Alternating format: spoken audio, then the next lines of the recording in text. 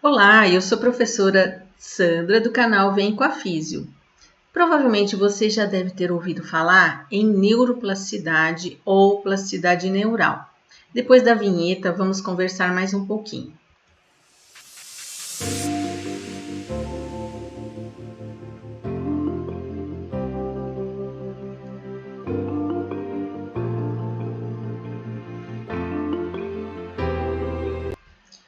O que é plasticidade neural ou neuroplasticidade? É a capacidade de modificação estrutural ou funcional do nosso sistema nervoso. E quando isso acontece? Acontece em processos de aprendizado, de memória e também na recuperação de algum tipo de lesão do nosso corpo. É um evento fisiológico natural que vem sido explorado, estudado, porém há muito ainda que se descobrir. Vamos entender um pouquinho mais. Mas antes, eu quero que você preste atenção nesse vídeo, porque no final da aula eu vou fazer um teste de memória para saber como que andam os seus neurônios aí, ok? Bem, o que acontece em uma lesão neuronal? Quando o nosso sistema nervoso sofre algum tipo de lesão. Se a lesão atingir um corpo celular do neurônio, a célula irá morrer. Invariavelmente, essa célula não há recuperação para ela. Se a lesão for no axônio, ou seja, uma lesão axônica, isso tem como ser revertido dependendo do grau, da intensidade, da maneira como esse axônio foi atingido. Então, as alterações degenerativas podem ou não levar à morte desta célula. Quando um corpo de neurônio é atingido, quando uma lesão pega essa região da célula, ela vai morrer. Dificilmente existe uma maneira atualmente de recuperar este neurônio. As conexões que ele faz dali por diante também vão sofrer alterações fisiológicas, estruturais ou funcionais, e a neuroplasticidade vai tentar reverter isso aqui, através de outros neurônios que estejam intactos. Se a lesão é no axônio, aí acontecem eventos diferentes. Vamos pegar como exemplo aqui um neurônio, onde tem o seu corpo, o axônio, a bainha de mielina, tudo aqui bonitinho, tudo bem estruturado. E esse neurônio vai sofrer uma compressão. O processo inflamatório em volta desta compressão vai destruir a bainha de mielina. Isso faz com que se perca a conexão do corpo do neurônio com a sua região distal, interrompendo aqui as informações que passam por esse axônio.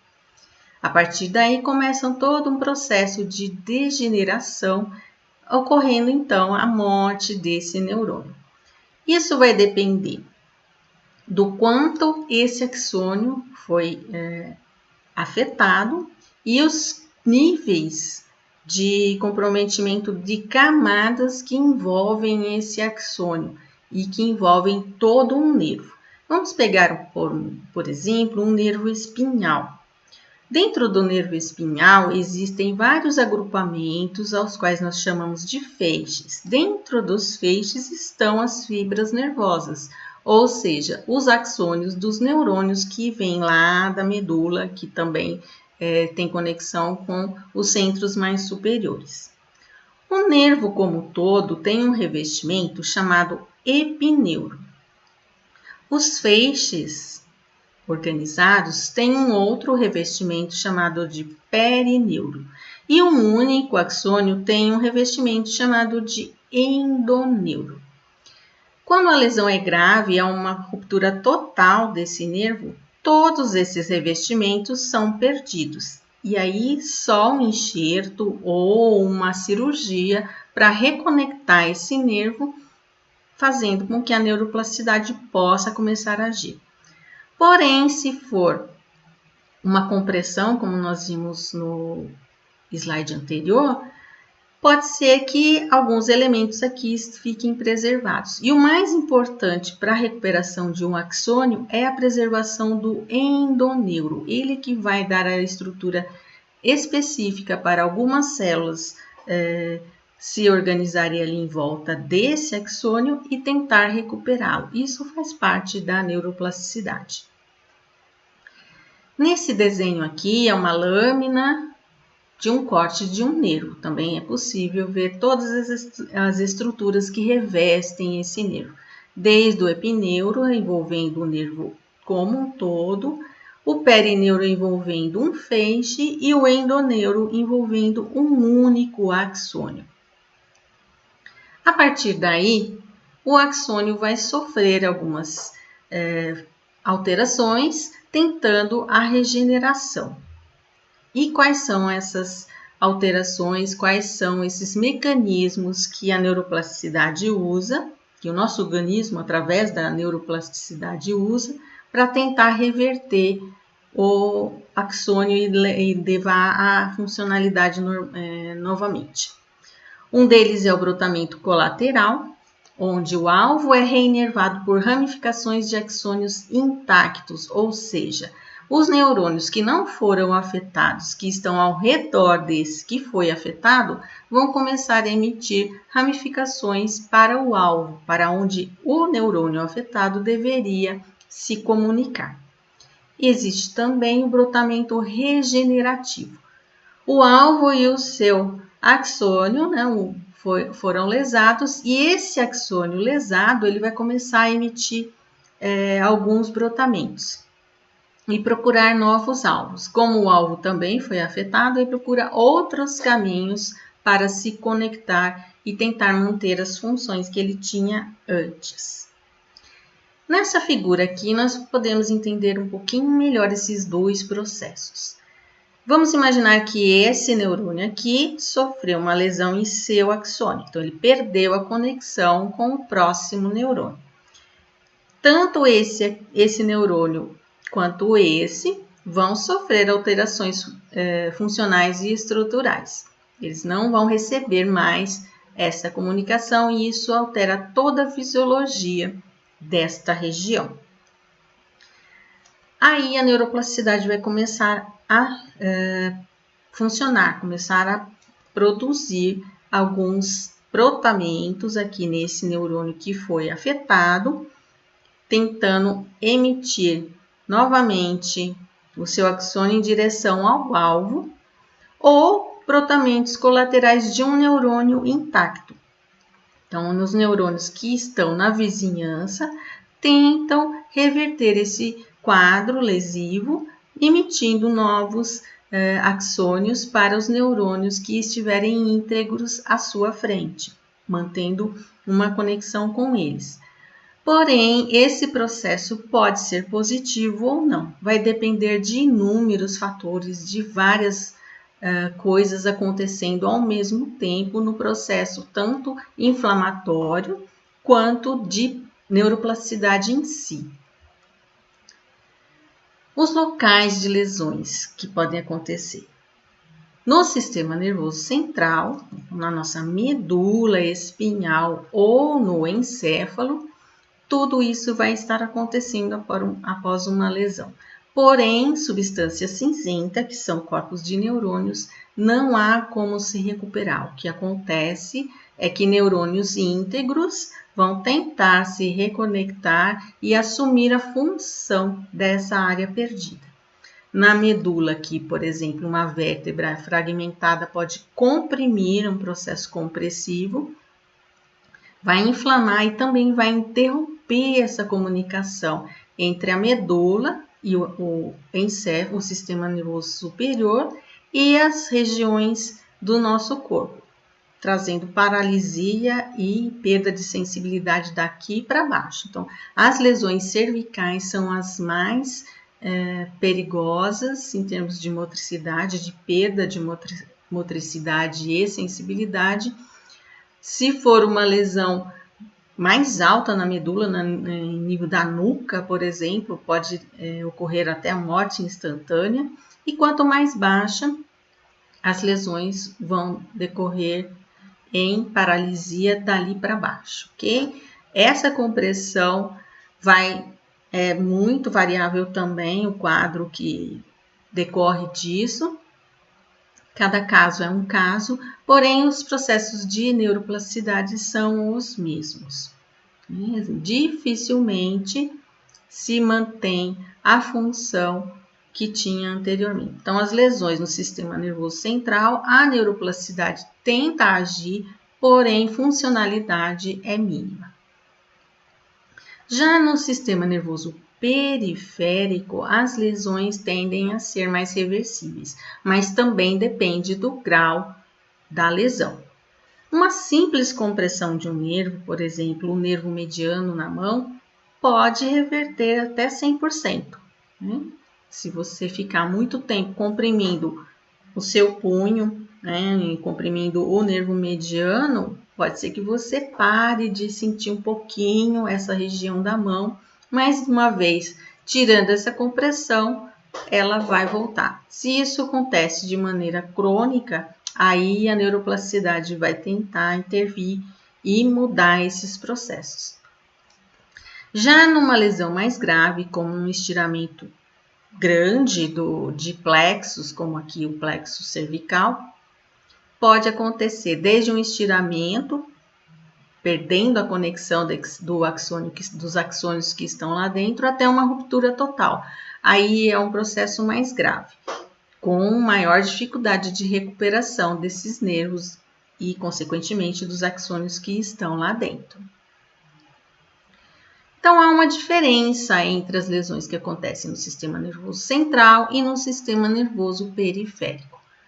No central, elas são irreversíveis, principalmente por conta desses 3 eventos aqui, desses 3 fatores.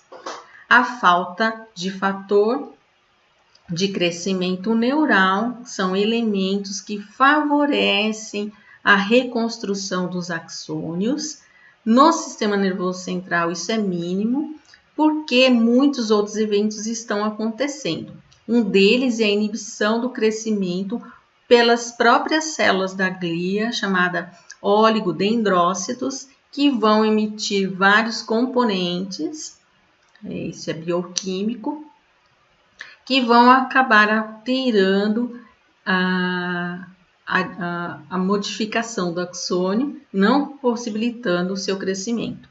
Outra coisa é a interferência da limpeza, né? Atividade de limpeza da microglia, que é outro tipo de célula da glia que faz limpeza, que retira os resíduos da morte desses neurônios. Elas acabam tirando coisas a mais, elementos a mais que poderiam favorecer a recuperação dos axônios, interferindo principalmente no fator de crescimento, nos fatores de crescimento neural. Então, no sistema nervoso central é praticamente irreversível essa lesão. Já no sistema nervoso periférico, ocorre essa produção pelas células de Schwann. Então, os fatores de crescimento neural são mais propícios a darem certo no sistema nervoso periférico. E a taxa de crescimento neural, já foi verificado, é de 1 milímetro por dia. Então, um axônio lesado no sistema nervoso periférico, sofrendo a intervenção, principalmente das células de Schwann, tem a possibilidade de crescer 1 milímetro por dia. Se o tratamento para a pessoa que sofreu a lesão for adequado, isso vai favorecer a recuperação funcional dessa pessoa. Vamos pegar como exemplo os neurônios motores que estão inervando fibras musculares. Aqui nós temos um neurônio íntegro.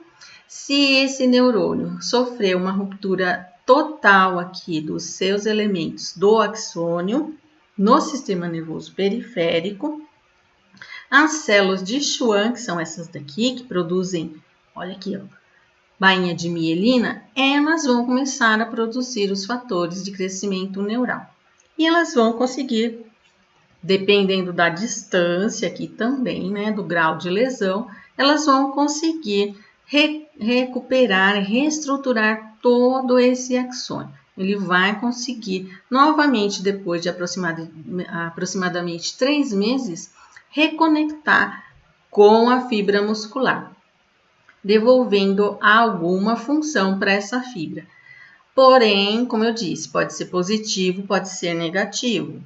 Depende de muitos fatores e também depende do tratamento que essa pessoa está sendo submetida. Há casos onde essa recuperação não é possível, acontece uma degeneração porque as células de Schwann não foram capazes de reestruturar esse axônio. Então, são casos diferentes que levam a consequências diferentes. Até agora nós falamos sobre lesões no sistema nervoso central e periférico. E quando a lesão é no nosso corpo? Existe ligação entre lesões que acontecem no nosso corpo e o córtex encefálico, o córtex cerebral, vai sofrer alguma alteração com isso? Sim, vai. As áreas cerebrais, como nós já vimos em outras aulas, têm representação do nosso corpo inteiro. E aí vai acontecer o que nós chamamos de reorganização funcional, se alguma coisa acontece no nosso corpo, se a lesão é no nosso corpo. Então, áreas corticais íntegras podem desenvolver o controle de novas funções. Por exemplo, se nós temos uma região do corpo amputada, lá no córtex cerebral, essa região tem uma representação e lá ela vai perder a sua função. E aí esta área vai passar a representar outras áreas do nosso corpo que estejam íntegras. Então, substitui a função ali da área cortical que representava a região que não existe mais no corpo, no caso de uma amputação. Vamos imaginar aqui que houve uma amputação dos seus 4 dedos, aqui, dedo mínimo, anular, médio e indicador. Okay? Então, você perdeu esses dedos e lá no córtex, os neurônios responsáveis pela movimentação, aqui no caso o córtex motor, pela movimentação desses dedos, perdem essa função. Porém, o seu polegar continua ativo, continua se movimentando e às vezes até mais para substituir esses que se perderam.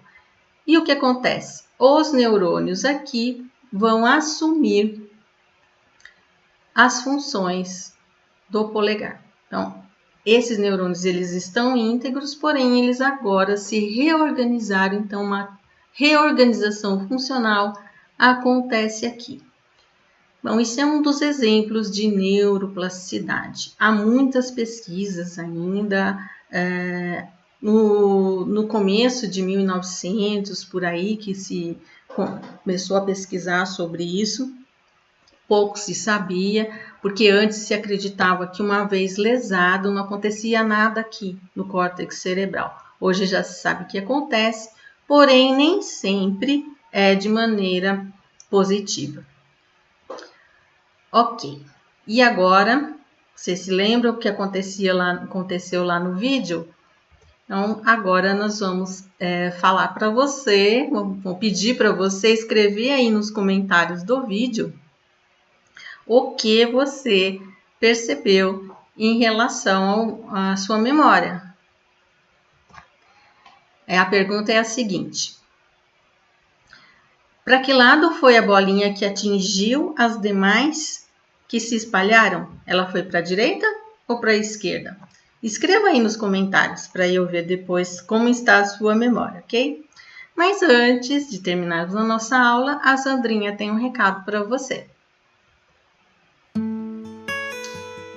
Curta o vídeo deixando o seu like, inscreva-se no canal e clique no sininho para receber as novas informações sobre vídeos novos e compartilhe com os seus amigos. Nos vemos nas próximas aulas.